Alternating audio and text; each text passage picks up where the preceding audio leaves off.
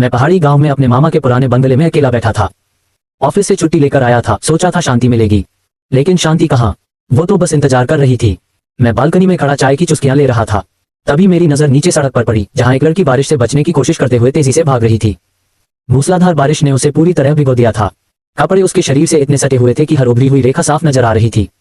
सफेद सूट पर पानी की बूंदें चमक रही थीं और उसके लंबे गीले बाल पीठ पर बिखरे हुए थे। अचानक वह रुक गई और ऊपर मेरी ओर देखने लगी। कुछ पल के लिए हमारी नजरें मिलीं। बारिश की रिमझिम के बीच वह दृश्य जैसे समय को थामे खड़ा। भैया, क्या आपके यहाँ छतरी है? उसकी आवाज बारिश में भी मीठी थी। बिना देर किए सीढ़ियां उतरकर नीचे पहुंचा और दरवाजा खोल दिया। दरवाजा खुलते ही वह जल्दी से अंदर आ गई। बारिश ने उसे पूरी तरह भिगो दिया था। उसके साथ ठंडी हवा का एक झोंका भी कमरे में आ गया। उसके कपड़ों से भीगी मिट्टी और बारिश की ताजी खुशबू आ रही थी। वह हल्के से कांप रही थी और अपने गीले बालों को पीछे करते हुए बोली, बाहर तो मानो आसमान ही टूट पड़ा है। कुछ क्षणों के लिए मैं बस उसे देखता रह गया, फिर संभल कर उसके लिए तौलिया लेने चला। थैंक यू, मैं श्वेता हूँ, सामने वाले बंगले में ठहरी हुई हूँ। अचानक बारिश इतनी तेज हो गई कि रास्ते में ही फंस गई, उसने मुस्कुराते हुए कहा। उसके चेहरे पर एक विनम्र और होठों पर हल्की मुस्कान थी और आंखों में आत्मीयता की चमक। मैंने उसे आराम से अंदर आने का इशारा किया। तौलिया देते हुए मेरी नजर उसके भीगे हुए कपड़ों पर पड़ी, जिन पर बारिश की बूंदें अब भी ठहरी हुई थीं। वह ठंड से हल्का सा कांप रही थी और अपने गीले बालों को समेटने की कोशिश कर रही थी। कमरे की गर्माहट और बाहर बरसती बारिश के बीच एक अजीब सी शांति महसूस हो रही थी। बैठिए, मैं आपके लिए गर्म चाय बना देता हूँ, मैंने कहा। वह सोफे पर बैठ गई और भीगे हुए कपड़ों को थोड़ा संभालने लगी। तभी उसकी साड़ी का पल्लू थोड़ा सरक गया। बाहर बारिश लगातार बरस रही थी और कमरे में एक शांत सा माहौल था। उसकी खूबसूरती देखकर मेरा गला सूख गया। मैं रसोई की ओर चला गया, लेकिन मन में बार बार यही ख्याल आ रहा था कि अचानक हुई यह मुलाकात कितनी अनपेक्षित थी। कुछ ही देर में मैं 2 कप चाय लेकर वापस लौटा। वह अपने लंबे बालों को तौलिए से सुखा रही थी। उसके हाथ ऊपर उठे थे, बारिश की नमी अब भी उसके चेहरे पर झलक रही थी। उसने मुस्कुराकर मेरी ओर देखा और चाय का कप थाम लिया। लगता है बारिश जल्दी रुकने वाली नहीं है, उसने खिड़की के बाहर देखते हुए कहा। हाँ, आज तो मौसम का कुछ अलग ही इरादा है, मैंने जवाब दिया। इसके बाद हमारी बातचीत धीरे धीरे आगे बढ़ने लगी। पहले मौसम की बातें हुई, फिर शहर की, और देखते ही देखते हम दोनों एक दूसरे के बारे में जानने लगे। बाहर बारिश की आवाज गूंज रही थी, जबकि कमरे के भीतर एक नई दोस्ती की शुरुआत हो रही थी। फिर मैंने पूछा, अकेली आई हो? हाँ, पति तो काम में व्यस्त रहते हैं, मैं थोड़ा ब्रेक लेने आई हूँ।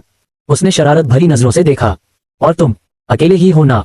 हाँ, शांति की तलाश में आया था। शांति? वो हंसी। यहाँ तो बारिश भी शांति नहीं रहने देती। उसकी हंसी में कुछ ऐसा था जो सीधे मेरे अंदर उतर गया। हम देर तक बातें करते रहे। वो कॉलेज टीचर थी, पति बिजनेसमैन, लेकिन बातों में वो अपने पति की तारीफ कम और अपनी अकेलेपन की शिकायत ज्यादा कर रही थी। रात होने तक बारिश थमी नहीं। मैंने कहा, आज यहीं रुक जाओ, नीचे गेस्ट रूम है। उसने थोड़ा सोचा, फिर मुस्कुराते हुए मान गई। रात को मैं बिस्तर पर लेटा हुआ था। बाहर बारिश अब धीमी पड़ चुकी थी और घर में लगभग सन्नाटा था। तभी नीचे से कुछ हल्की सी आहट सुनाई दी। जिज्ञासा में मैं उठकर सीढ़ियों से नीचे चला गया। रसोई की बत्ती जल रही थी। वहां श्वेता खड़ी पानी पी रही थी। उसने मेरी एक पुरानी शर्ट पहन रखी थी, जो उस पर कुछ बड़ी लग रही थी और घुटनों तक आ रही थी। उसके भीगे बाल अब भी पूरी तरह सूखे नहीं थे और कंधों पर बिखरे हुए थे। वह जैसे ही गिलास रखने के लिए आगे झुकी, उसकी गहरी गर्दन साफ दिखाई दी। उस पर पड़ती हल्की रोशनी ने उसके चेहरे की थकान और सादगी को और उभार दिया। उसने मेरी आहट सुनी तो पलटकर मुस्कुरा दी। अरे, तुम अभी तक जाग रहे हो? उसने धीमे स्वर में पूछा। नींद नहीं आ रही थी, मैंने जवाब दिया। तुम भी शायद सो नहीं पाई। हाँ, नई जगह, नई रात, उसने हल्की मुस्कान के साथ कहा। और तुम्हारी शर्ट पहन ली, उसके लिए माफ करना, मेरे कपड़े अभी तक सूखे नहीं हैं। अरे, इसमें माफी की क्या बात है, मैंने कहा। वैसे ये शर्ट तुम पर काफी अच्छी लग रही है। बात मेरे मुंह से अनायास ही निकल गई। वह हल्का सा मुस्कुराए। उसके गालों पर शर्म की एक कोमल लाली उभरी, लेकिन उसकी नजरें अब भी मेरी आंखों से जुड़ी रहीं। अच्छी लग रही हूँ, उसने शर्ट का किनारा पकड़कर मजाकिया अंदाज में पूछा। या फिर शर्ट अच्छी लग रही है, मैंने मुस्कुराते हुए जवाब दिया। दोनों। उस रात हम बालकनी में बैठे काफी देर तक बातें करते रहे। बारिश लगभग थम चुकी थी, लेकिन हवा में अब भी नमी घुली हुई थी। ठंडी हवा के झोंके बीच बीच में हमारे पास से गुजर रहे थे। बातचीत करते करते वह थोड़ा और करीब खिसक आए। उसकी मौजूदगी और उसकी आवाज की नरमी उस शांत रात को और भी खास बना रही थी। तभी अनजाने में उसका हाथ मेरे पैर से छू गया। हम दोनों एक पल के लिए चुप हो गए, जैसे समय कुछ क्षणों के लिए ठहर गया हो। उसने हल्की सी झिझक के साथ अपना हाथ पीछे खींच लिया, लेकिन हमारे बीच की खामोशी अब पहले जैसी नहीं रही थी। उसने दूर आसमान की ओर देखते हुए मुस्कुराकर कहा, अजीब है ना, कभी कभी किसी से घंटों की पहचान भी बरसों पुरानी लगने लगती है। मैंने उसकी ओर देखा। शायद कुछ लोग ऐसे ही होते हैं, उनसे बात करना आसान लगता है। उसने मेरी बात सुनकर सिर हिलाया। उसकी मुस्कान में अपनापन था। बालकनी में बैठकर हम फिर बातों में खो गए, अपने बचपन, सपनों और उन रास्तों के बारे में जिन पर चलकर हम यहाँ तक पहुंचे थे। रात गहराती जा रही थी, लेकिन हमारी बातचीत खत्म होने का नाम नहीं ले रही थी। अगली सुबह मेरी आंख खुली तो रसोई से चाय की खुशबू आ रही थी। मैं नीचे पहुंचा तो देखा कि श्वेता पहले ही उठ चुकी थी और चाय बना रही थी। बारिश के बाद की सुबह ताजगी से भरी हुई थी और खिड़की से आती धूप कमरे में फैल रही थी। अब उसने अपने सूखे कपड़े पहन लिए थे और पहले से कहीं अधिक सहज दिखाई दे रही थी। वह ट्रे में कप सजाकर मेज पर रख रही थी। मुझे देखकर मुस्कुराई और बोली, गुड मॉर्निंग। सोचा आज चाय मैं बना दूं। वाह, ये तो बढ़िया सरप्राइज है, मैंने हंसते हुए कहा। उसने 2 कपों में चाय डाली और 1 कप मेरी ओर बढ़ा दिया। हम दोनों बालकनी में आकर बैठ गए। सामने बारिश से धुले पेड़ चमक रहे थे और हवा में मिट्टी की सौंधी महक घुली हुई थी। कल की बारिश ने तो पूरा प्लान ही बदल दिया, उसने चाय की चुस्की लेते हुए कहा। शायद कुछ बदलाव अच्छे भी होते हैं, मैंने जवाब दिया। वह मुस्कुरा दी।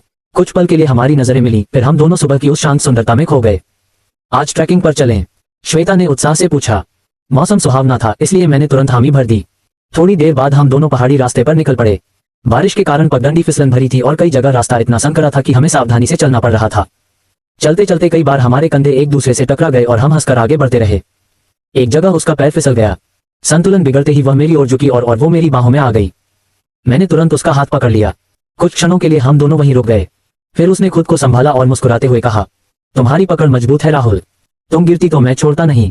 वह खिलखिलाकर हंस पड़ी और हम आगे बढ़ गए। दोपहर तक हम एक खूबसूरत झरने के पास पहुंच गए। पहाड़ों से गिरता साफ पानी धूप में चमक रहा था। श्वेता ने अपने जूते उतारकर पैर पानी में डाल दिए और एक चट्टान पर बैठ गई। ये कहानी का भाग 1 है। अगर आपको ये कहानी पसंद आई हो तो कमेंट में जरूर बताना। और हाँ, बारिश में भीगने का मजा कभी कभी जानबूझकर भी लिया जा सकता है।